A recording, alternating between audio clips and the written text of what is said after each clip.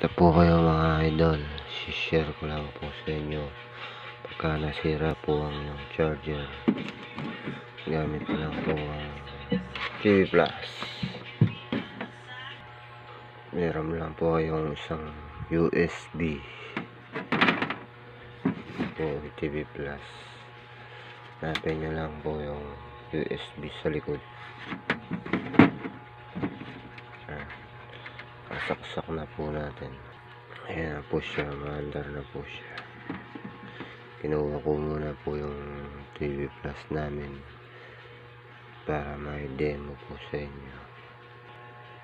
Dito nyo lang po isasaksak mga idol. Ayan na po siya mga idol. Charge po siya. Yan lang po kadali mga idol. Yan po siya.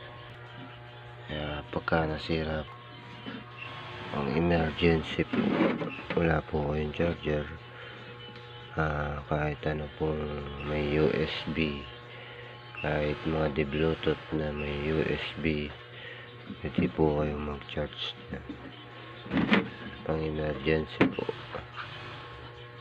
Ganda po yan mga idol. Gumagana po yan mga idol. Yan ang kainaman po yan. Nandyan na lang po yung video ko. At maraming salamat po sa panonood.